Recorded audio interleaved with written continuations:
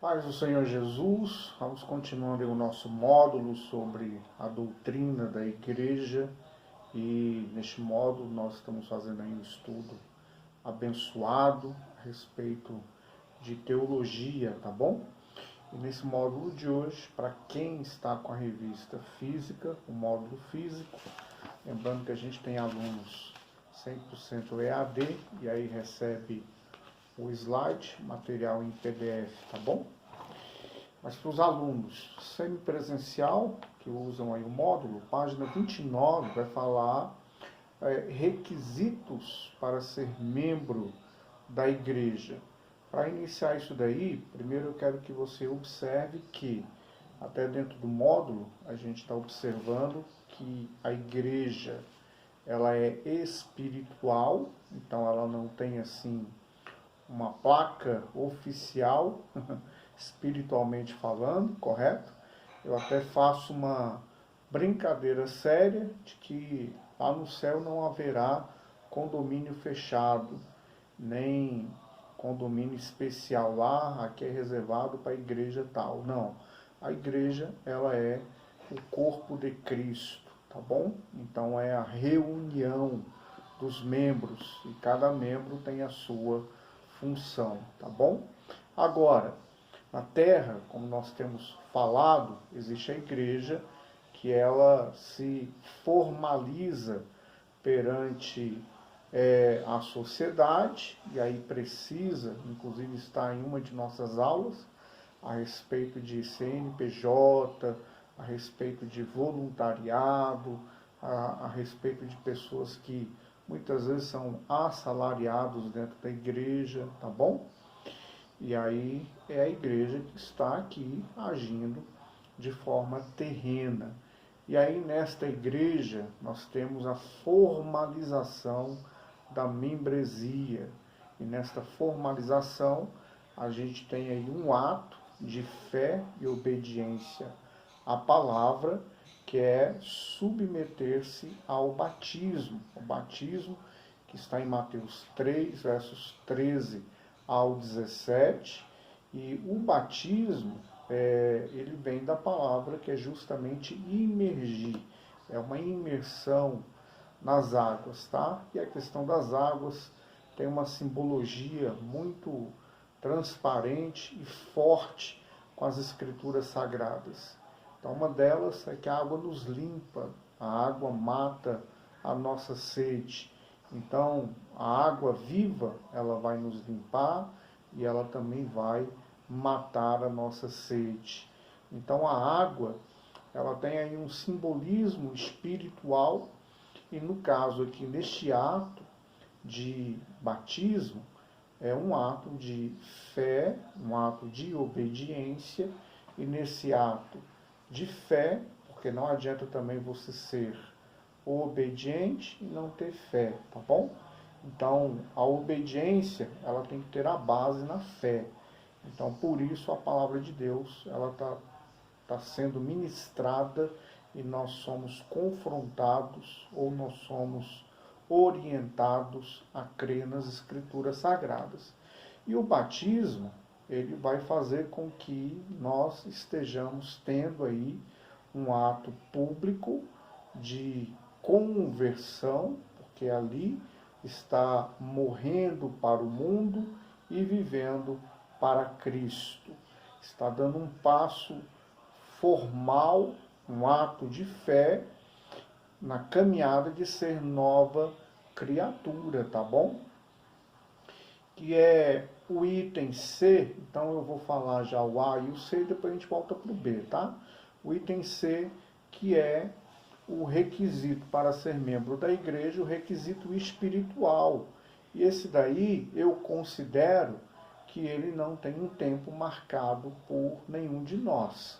É algo muito individual entre a pessoa que conheceu Jesus, reconheceu o senhorio de Cristo, reconheceu a ressurreição de Jesus, reconhece as escrituras sagradas como inspiradas por Deus, e esta pessoa, ela então com seus lábios, ela pronuncia uma palavra de fé em concordância com aquilo que está no seu coração, cumprindo-se ali o que está em Romanos capítulo 10, aonde fala-se de salvação.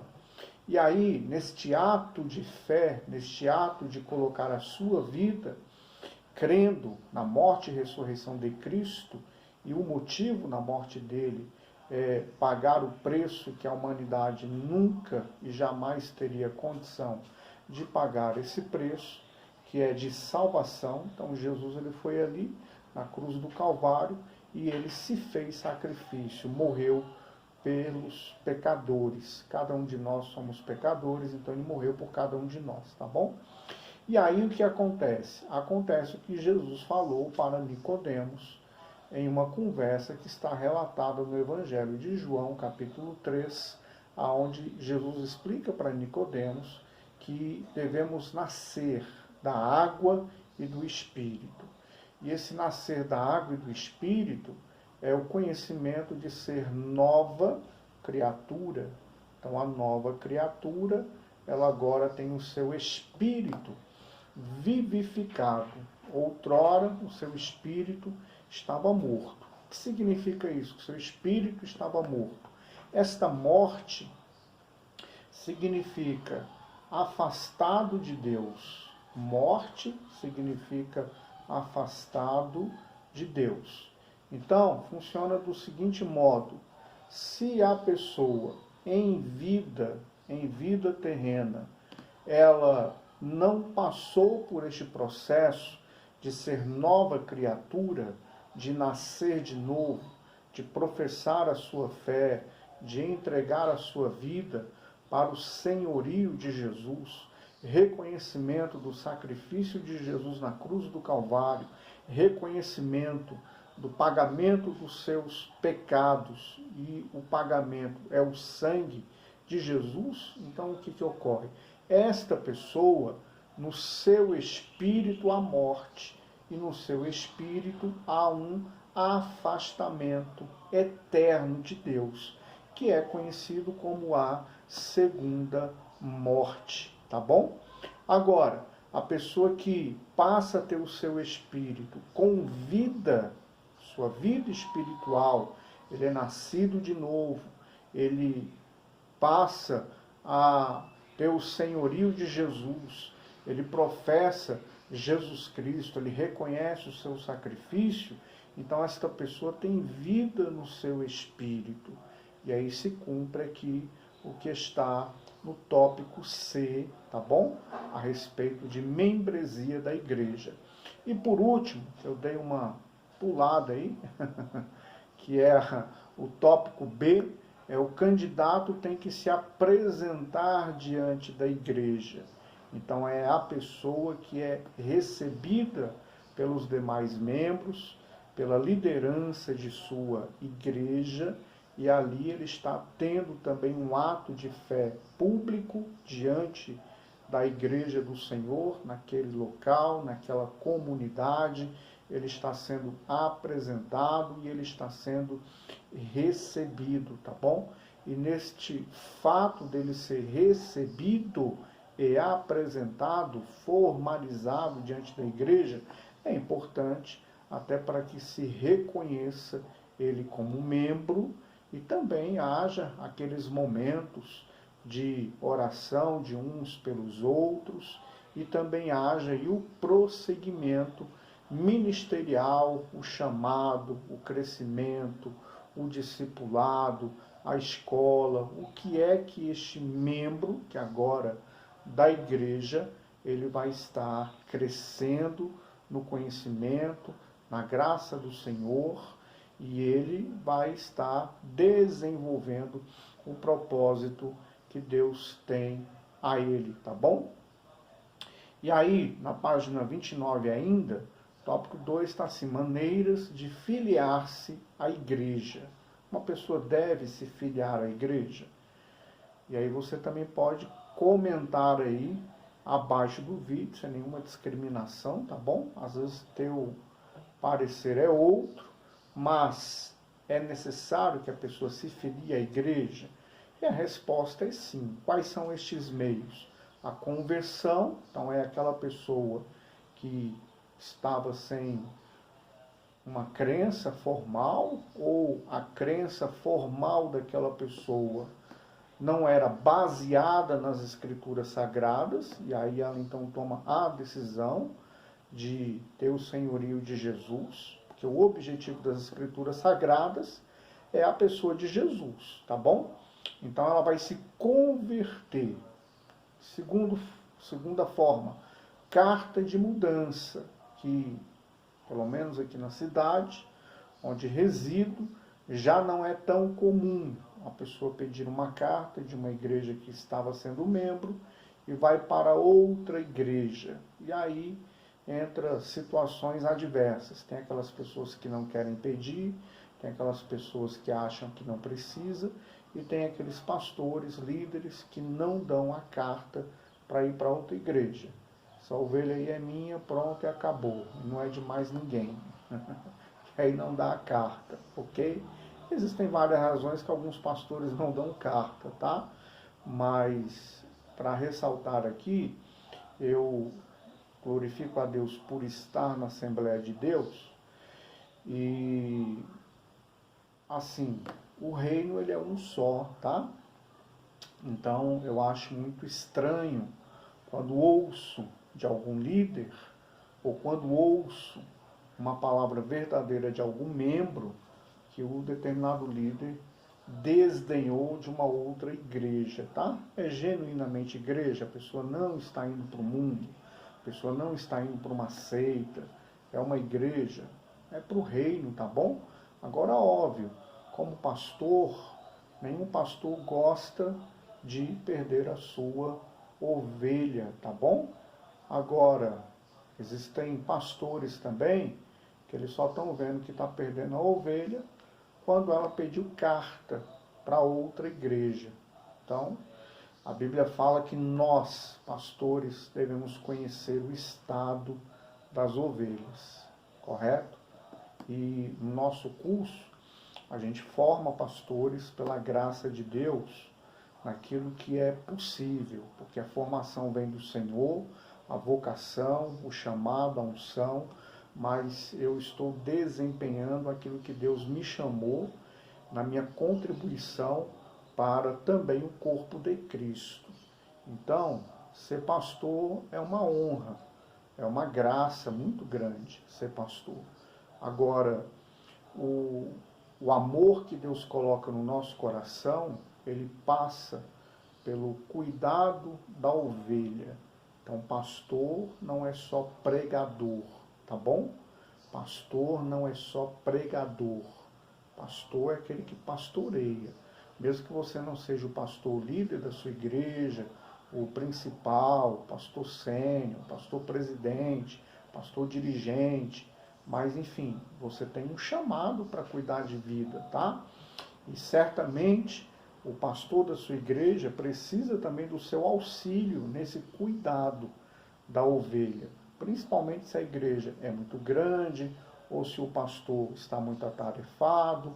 Existem pastores que trabalham secularmente e eles desempenham o pastorado, tem outros que são 100% voltados à obra, mas mesmo assim podem estar sobrecarregados, porque pastor também tem família, tem esposa, tem filhos, tem pastores que têm neto, bisneto, tem situações que o ser humano passa no dia a dia, tá bom?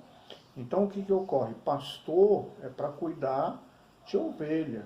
Então, devemos cuidar, e para cuidar devemos conhecer o estado que esta ovelha está, tá bom? Então tá aí a carta de mudança. Terceiro, reconciliação. Reconciliação, eu gosto muito do texto do Evangelho de Lucas, capítulo 15, que fala do filho pródigo. É maravilhoso aquele texto, porque o amor do Pai não tem limites. O amor do Pai excede a nossa compreensão. E por tudo que fez aquele filho pródigo, e é potencializado na cultura judaica, porque é vergonhoso para um judeu, e como Jesus fisicamente nasceu lá, e em primeira mão foi dada ao judeu as escrituras sagradas, e aquela história foi contada aos primeiros ouvintes sendo judeus, tá? Então, para o judeu, é um ato extremamente vergonhoso um filho pedir em vida a herança para o seu pai. O pai vivo, o filho vai lá e pede a herança. É algo abominável para a cultura judaica, tá? E no caso aí, bíblico, o Senhor Jesus contou aquela parábola e aí o filho voltou. E olha, a recepção do pai é algo fantástico, porque o amor do pai constrange, ok? Então existe a maneira de filiar-se à igreja através da reconciliação. É aquele que por algum motivo ele saiu da comunhão com a igreja, tá? E aí eu quero até que você pense em uma situação para uma reflexão. Nós estamos hoje na sociedade vivendo e convivendo com pessoas que são chamadas de desengrejados, são as pessoas que estão sem igreja. Então eu queria que você fizesse uma reflexão. Por que estas pessoas estão sem igreja? Porque eu acredito que não há um só motivo. Ou eu acredito que de todas essas pessoas o motivo não seja único, tá bom? E fica o alerta que Deus não nos chamou para sermos juízes, julgadores, mas devemos ser pessoas que amam e pessoas que levam as boas novas e cuidam, tá bom? Então por que essas pessoas estão desengrejadas? Qual é o motivo? Ou quais são os motivos? E muitas delas foram abandonadas, tá? Muitas delas não tiveram aí uma mensagem de WhatsApp, uma ligação. Isso aí é muito sério, tá? Ou muitas delas sofreram traumas aí horrendos dentro da comunidade cristã, mas existem outras igrejas para que esta pessoa possa se encaixar no corpo espiritual do Mestre Jesus. E aí vai ter aquele que vai dizer assim, né? Ah, mas eu estou muito bem fora da igreja. Eu oro, eu louvo, eu leio a Bíblia. Ok, eu creio nisso. Mas a Bíblia fala que o fato de nós congregarmos há um aperfeiçoamento. E nós somos aperfeiçoados desta maneira, tá? Nós somos aperfeiçoados por conta das diferenças que existem dentro de uma mesma igreja. Nós temos um só Senhor, um só batismo, uma só fé. Mas nós somos diferentes uns dos outros. E também somos usados de forma diferente, tá bom? Somos usados de forma diferente. E por último, a aclamação, que é o modo de que uma liderança, a qual não teve a carta de mudança da outra igreja, da igreja passada, ela recebe aquele membro por aclamação, tá bom? Deus te abençoe. Nossa aula aí girou em torno de 19 minutos, 20 minutos. Peço que você se inscreva no canal, peço que você aí dê um joinha, porque a gente também quer chegar a outras vidas através dessas aulas, tá bom? Que o Senhor Jesus te abençoe e te guarde.